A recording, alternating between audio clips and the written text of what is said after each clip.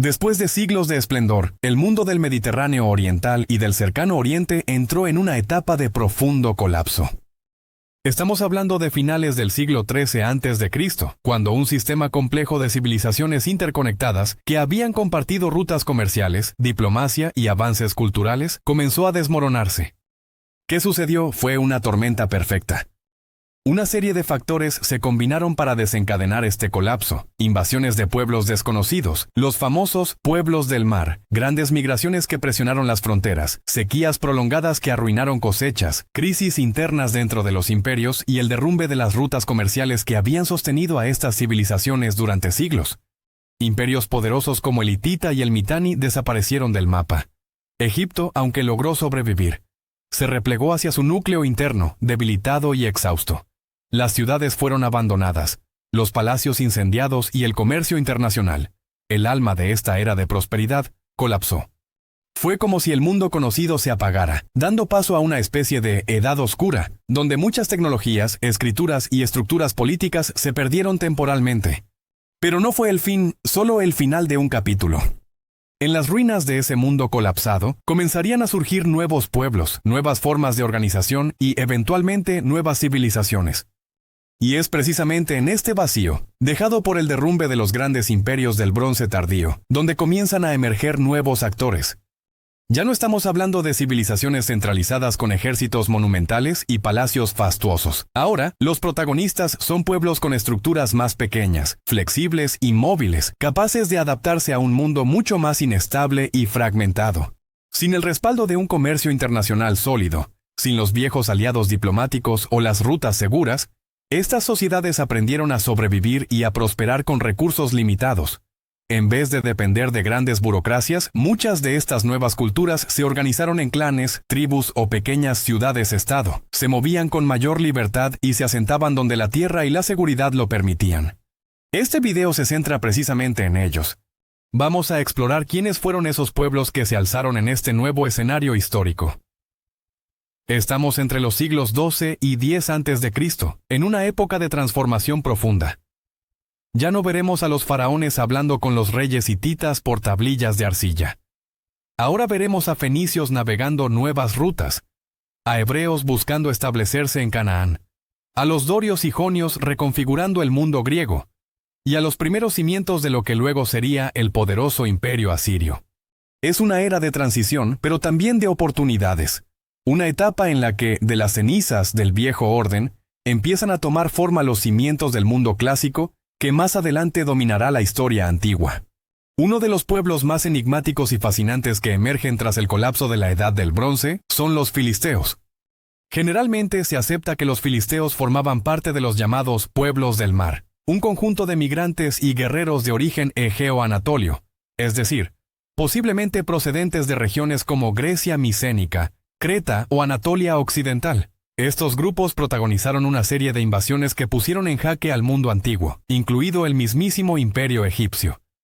Fue durante el reinado de Ramsés III, alrededor del año 1177 a.C., cuando Egipto logró repeler con éxito a estos pueblos invasores. Este enfrentamiento quedó registrado en uno de los conjuntos más impresionantes de relieves egipcios, los murales del templo funerario de Medinet Habu, en Tebas Occidental. Allí podemos ver barcos en batalla, guerreros con escudos redondos y cascos emplumados, escenas que parecen sacadas de una épica antigua.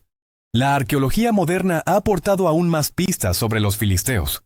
Se han encontrado en sus asentamientos objetos que recuerdan claramente al mundo micénico. Espadas de diseño egeo, cerámicas decoradas con motivos típicos del Egeo, y técnicas arquitectónicas que nos hablan de un origen foráneo. Tras ser derrotados, los egipcios no exterminaron a los filisteos. Al contrario, los reubicaron como pueblo vasallo en la región suroeste de Canaán, lo que hoy corresponde a la costa de Israel y la franja de Gaza.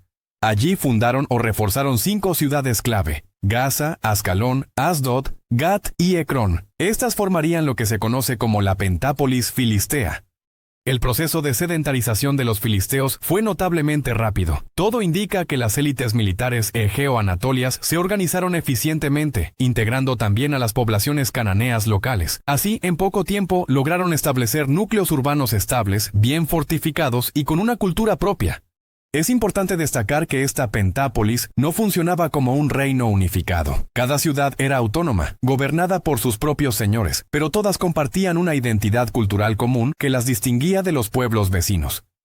Cada una de las ciudades de la pentápolis filistea, Gaza, Ascalón, Asdod, Gat y Ecrón, contaba con su propio rey o señor. No formaban un reino unificado, pero sí compartían una identidad común, y cuando la amenaza venía del exterior, es muy probable que unieran fuerzas militares en alianzas temporales para defenderse, como lo sugieren tanto fuentes bíblicas como el sentido común de la supervivencia regional. La estructura social filistea era clara y muy característica. En la cúspide estaba una élite guerrera, poderosa y bien organizada. Esta clase dominante es mencionada en textos hebreos como el Tanaj, donde se hace referencia a los señores de los filisteos, lo cual sugiere un liderazgo compartido entre las ciudades-estado, posiblemente coordinado durante situaciones de guerra. Por debajo, existía una población campesina mixta, compuesta tanto por filisteos como por cananeos locales. Estos agricultores se especializaban en cultivos esenciales del Mediterráneo: trigo, cebada, vid y olivo. También se practicaba la ganadería, y en algunos asentamientos se desarrollaron oficios artesanales como la cerámica y la metalurgia, esenciales para una economía autosuficiente. En la ciudad de Ecrón, por ejemplo, se ha descubierto una impresionante prensa de aceite que data del siglo VII a.C. Aunque es posterior a los primeros asentamientos, este hallazgo confirma que la base agrícola filistea era sólida y se había desarrollado desde tiempos tempranos. Aunque los filisteos no fueron navegantes destacados como los fenicios, supieron aprovechar su posición costera. Las ciudades de Gaza y Ascalón desarrollaron puertos importantes que funcionaban como puntos de conexión con el comercio egipcio, cananeo y sirio. Este comercio no solo trajo bienes, sino también ideas, estilos y tecnologías que los filisteos supieron integrar. En cuanto a su religión, los filisteos practicaban una fe que fusionaba elementos egeos y cananeos. Entre sus principales deidades estaban Dagón, dios del grano y la fertilidad, especialmente venerado en Gaza y Asdod; Baal-Zebub, el señor de las moscas, asociado a Ecrón, quizás como protector en tiempos de pestes; y Astarte, diosa de la guerra, la sexualidad y la fertilidad, compartida con otros pueblos semitas del Levante. Sus templos seguían un patrón similar al de los megarones micénicos, estructuras rectangulares, a veces con columnas en la entrada. En sus restos arqueológicos se han encontrado altares, figurillas y ofrendas votivas. Aunque no tenemos evidencia directa de una escritura religiosa propia, sí sabemos que con el tiempo adoptaron formas cananeas y arameas para la escritura. La cerámica filistea del siglo XII a.C. es muy distintiva. Se trata de cerámica bicroma, con claras influencias micénicas tanto en forma como en motivos decorativos. Este estilo evolucionaría con el tiempo hacia formas más locales, reflejando el proceso de adaptación cultural. Sus viviendas seguían también el estilo megaron, casas rectangulares con pórticos frontales, muy al estilo griego antiguo. Las excavaciones en ciudades como Gat y Asdod han revelado construcciones sólidas y fortificaciones robustas, testigos de una sociedad que se preparaba para resistir conflictos armados. Y no podemos olvidar su tecnología metalúrgica. Los filisteos eran expertos en trabajar el hierro, lo que les dio una ventaja significativa en la producción de armas y herramientas agrícolas durante esta era de transición. Como suele ocurrir en la historia, donde hay frontera, hay fricción. Los filisteos compartieron territorio y muchas veces conflicto con otro grupo emergente, las tribus israelitas, que estaban en proceso de asentamiento en las tierras altas de Canaán. Las tensiones entre ambos no eran solamente militares, sino culturales y sociales. De un lado, los filisteos representaban una sociedad más urbanizada, con ciudades fortificadas, aristocracias guerreras y acceso a tecnologías avanzadas como la metalurgia del hierro. Del otro lado, las tribus israelitas vivían aún en estructuras más tribales, descentralizadas, en pequeñas aldeas y con una identidad en construcción. Uno de los episodios más famosos de este enfrentamiento es el relato de David contra Goliat, recogido en el libro de Samuel. Más allá del aspecto religioso o legendario, este relato simboliza un choque cultural. Goliat, el gigante filisteo armado con hierro, representa la fuerza, la tradición guerrera y la sofisticación tecnológica de los filisteos. David, el joven pastor hebreo, con una honda por arma, encarna la astucia, la fe y la resistencia de un pueblo tribal en formación. Este enfrentamiento no solo refleja una batalla entre dos individuos, sino entre dos formas de vida, lo urbano frente a lo tribal, lo establecido frente a lo emergente. A través de relatos como este, entendemos que la historia antigua no solo se compone de hechos militares o cronologías, sino también de símbolos, de relatos que encarnan las tensiones de sus tiempos. Los filisteos fueron mucho más que villanos en una historia ajena. Fueron actores reales, con cultura, religión y organización propia, cuyas huellas todavía se excavan hoy, y cuya historia, por mucho tiempo ignorada, merece ser contada. A diferencia de los filisteos, que llegaron por mar como migrantes o invasores, los israelitas no vinieron de afuera. Todo indica que emergieron desde dentro del propio paisaje cananeo, especialmente en las zonas montañosas del altiplano central, en regiones que más tarde serían conocidas como Samaria y Judá. El primer registro externo conocido del nombre Israel aparece en un lugar inesperado: Egipto. Es la famosa estela de Merneptah, fechada hacia el año 1200 a.C., donde el faraón declara con orgullo: Israel está devastado, sus cimientos no existen.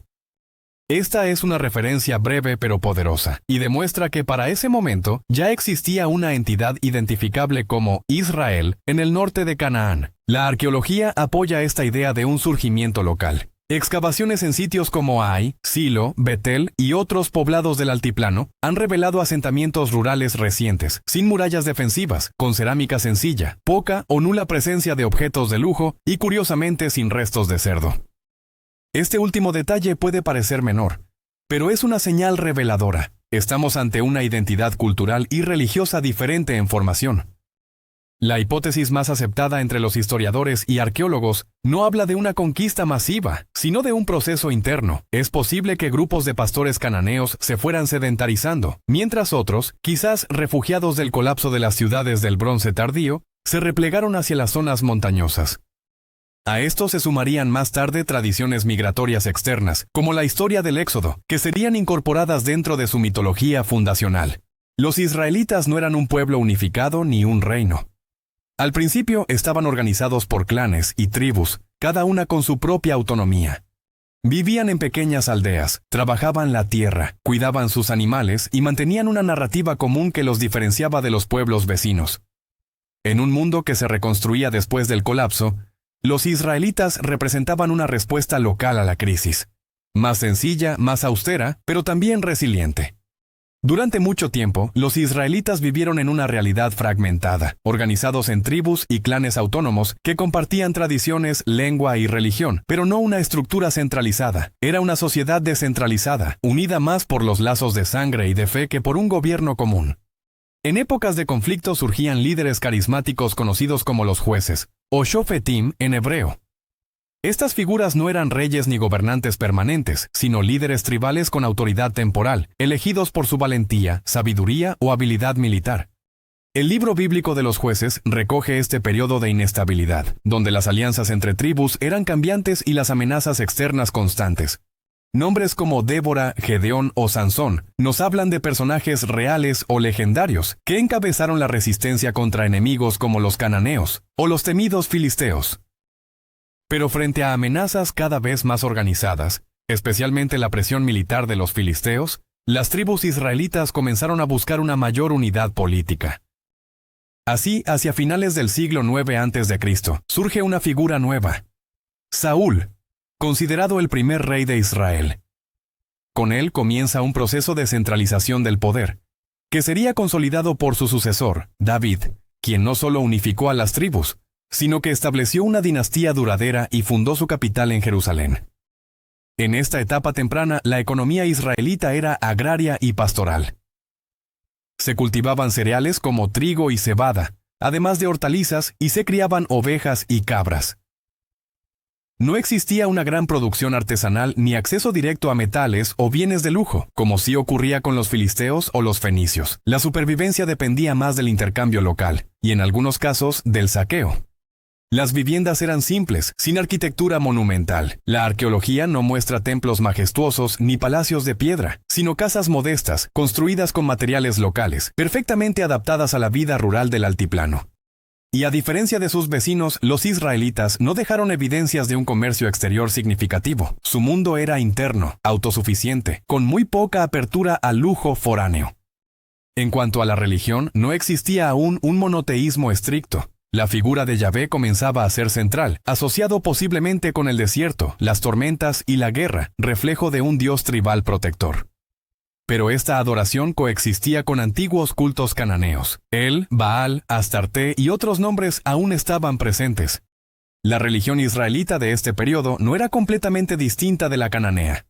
De hecho, la diferencia entre israelitas y cananeos era más ideológica y posterior que real desde el punto de vista arqueológico. La transición al monoteísmo radical, tal como lo conocemos, no llegaría hasta el siglo VIII a.C., en tiempos de los profetas. La cerámica era modesta, funcional, sin decoraciones elaboradas. Un estilo típico del altiplano. Y aunque no tenemos templos o ídolos en muchos asentamientos, eso podría indicar prohibiciones religiosas tempranas sobre imágenes o figuras divinas. La escritura era proto-canánea o proto-hebrea, usada de forma limitada. La alfabetización era mínima, reservada tal vez para funciones administrativas o religiosas. Pero los relatos, los mitos y las crónicas se transmitían oralmente. El Tanaj, lo que luego sería parte del Antiguo Testamento, fue redactado siglos más tarde, y en muchos casos retroproyecta una historia nacional unificada sobre un pasado mucho más fragmentado y complejo.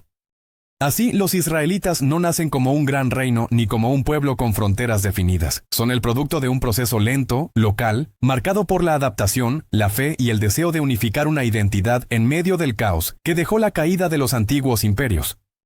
Desde aldeas en la montaña, tribus sin rey y relatos contados junto al fuego, surgió una de las tradiciones culturales y religiosas más influyentes de la historia humana. En el año 1180 a.C., el poderoso imperio hitita, uno de los grandes pilares del mundo del bronce tardío, colapsó de forma abrupta. La causa, como en otros casos de la época, se trató de una combinación letal: invasiones de los pueblos del mar, guerras internas por la sucesión, sequías y hambrunas prolongadas, y la interrupción del comercio internacional que había sostenido su economía y burocracia. La caída de Hattusa, la capital imperial, marcó simbólicamente el fin del estado hitita, pero no de su cultura. En las regiones periféricas del antiguo imperio, especialmente hacia el sur y sureste de Anatolia y el norte de Siria, sobrevivieron varios centros de poder que conservaron una fuerte herencia cultural hitita. Estos pequeños reinos, aunque políticamente independientes, se veían a sí mismos como herederos legítimos del orden hitita. Entre ellos destacan Carchemish, en la frontera norte de Siria, junto al río Éufrates, Melid, Malatia, en Anatolia Oriental, Gurgum, al noreste de Siria, Patarna Bit Agusi, en la región de Alepo, Tabal, en el sur de Anatolia Central, y Kamanu, en las tierras altas de Capadocia. Estos reinos conservaron la escritura jeroglífica luvita, así como prácticas religiosas, símbolos de poder, y ceremonias heredadas del antiguo imperio.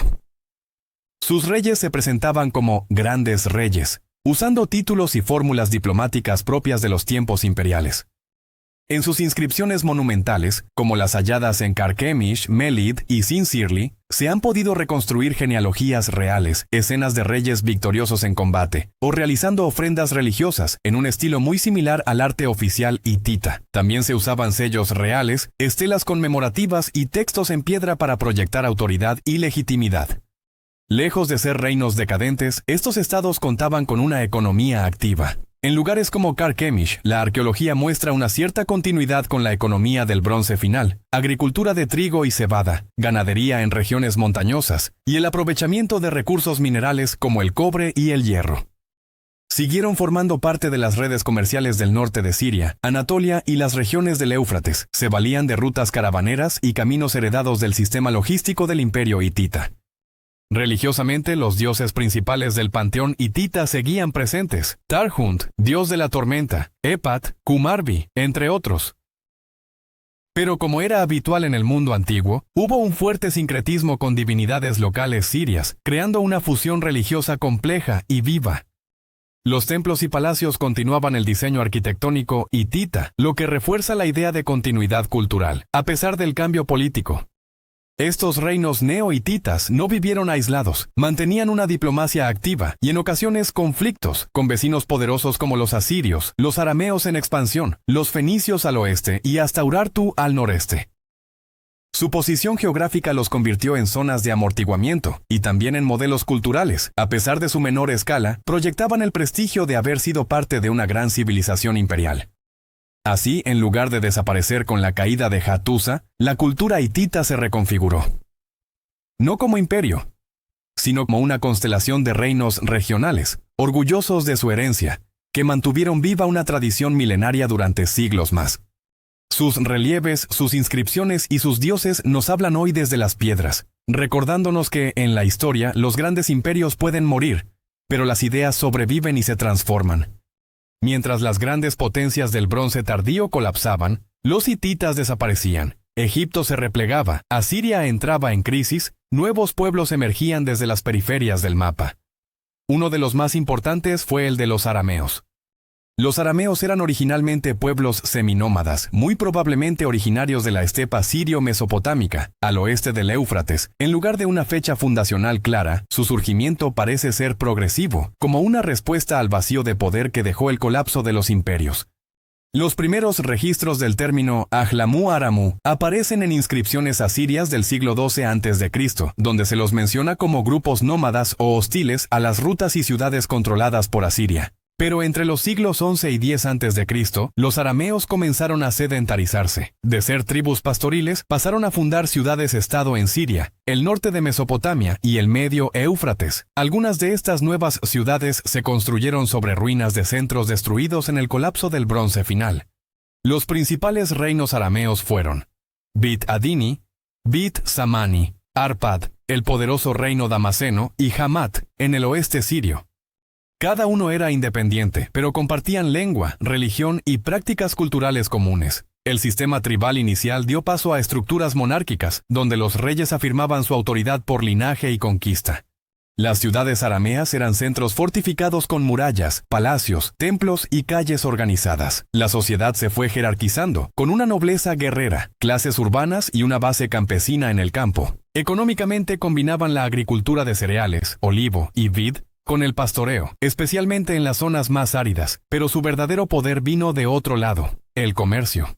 Los arameos controlaban las rutas caravaneras que atravesaban Siria, eran intermediarios entre Asiria, Anatolia, Fenicia y el desierto árabe. Esta posición estratégica les permitió controlar ciudades clave como Damasco y Hamat y acumular riqueza e influencia.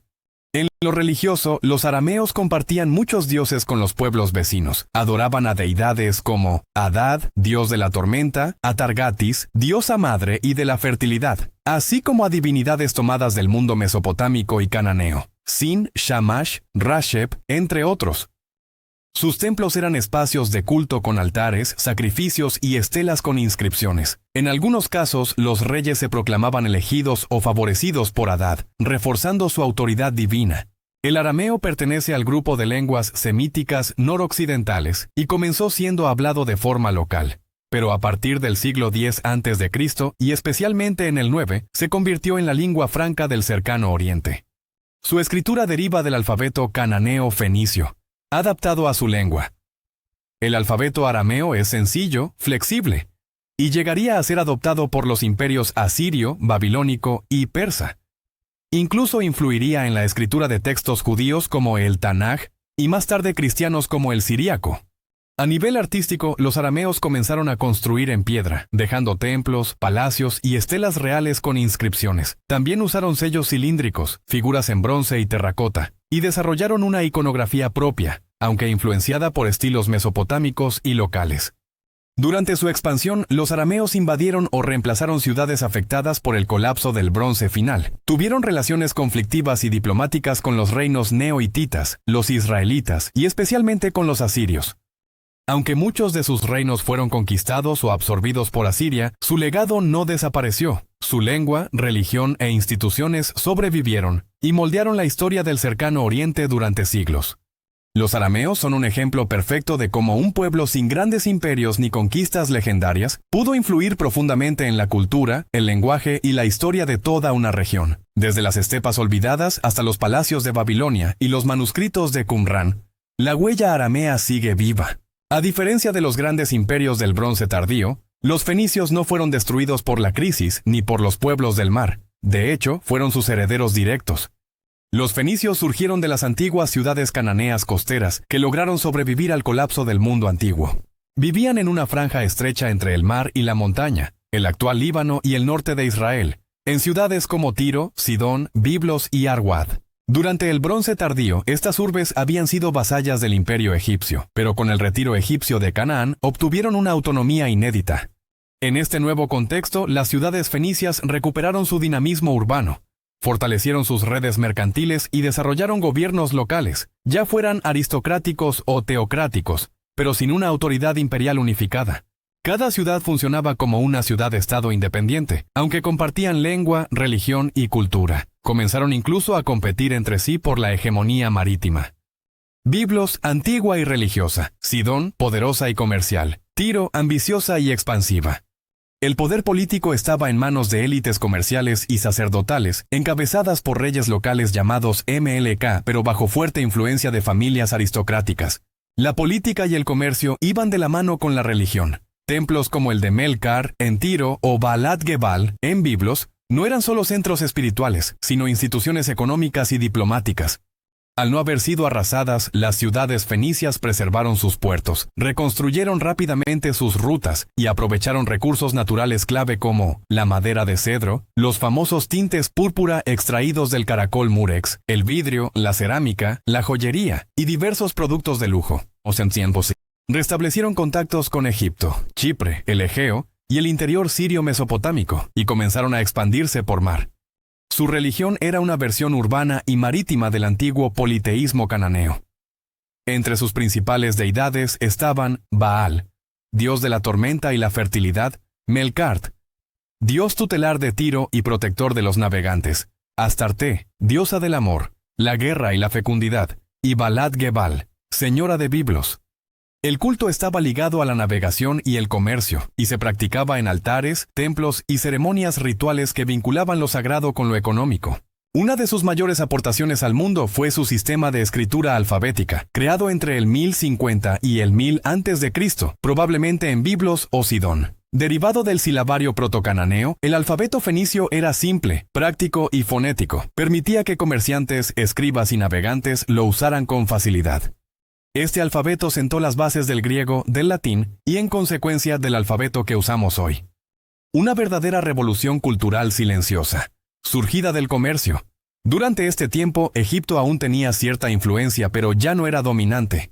Los pueblos del mar seguían representando amenazas como piratas en las rutas costeras, lo que empujó a los fenicios a explorar mar abierto. En tierra firme, los israelitas comenzaban a emerger, pero aún no eran una amenaza real. Los fenicios optaron por una política de alianzas pragmáticas, evitando conflictos innecesarios mientras tejían una red marítima que pronto cruzaría todo el Mediterráneo. Filisteos, israelitas, neohititas, arameos y fenicios compartieron un origen común. Todos nacieron o renacieron en medio del caos. Fueron sociedades locales, sí, pero con proyección regional. Gobiernos tribales o monárquicos que se aferraban a fortalezas urbanas, sostenidos por religiones politeístas, protegidos por dioses antiguos que ahora reclamaban nuevos nombres. Mientras los imperios del pasado se desvanecían bajo el polvo del tiempo, estos pueblos aprovecharon el momento. No estaban destinados a gobernar el mundo, pero supieron adaptarse al mundo que quedó. Algunos dominaron el mar, otros las rutas del desierto, y varios dejaron lenguas, símbolos y relatos que durarían milenios. Estas sociedades no conquistaron de inmediato, pero sembraron las raíces de lo que pronto habría de florecer. De sus cenizas, nacerían imperios de hierro y fuego, religiones que cruzarían siglos, letras que transformarían el pensamiento, y conflictos que decidirían el destino de continentes enteros. Desde las arenas del Éufrates hasta las columnas de mármol del Egeo. Desde el rugido de los ejércitos asirios hasta el susurro de los comerciantes fenicios en alta mar. Desde la palabra sagrada que forjó identidades hasta el surgimiento de repúblicas, emperadores y mitos que aún nos definen. La historia no terminó con el colapso. Apenas comenzaba a tomar una nueva forma. El mundo antiguo estaba listo para reescribirse, y lo haría con sangre, con fe, con leyes y con fuego. No olvides suscribirte y darle like a este video si disfrutaste este viaje por la historia. Y prepárate para nuevas entregas, donde exploraremos personajes fascinantes, civilizaciones épicas y transformaciones que aún resuenan hoy. Nos vemos en el próximo video.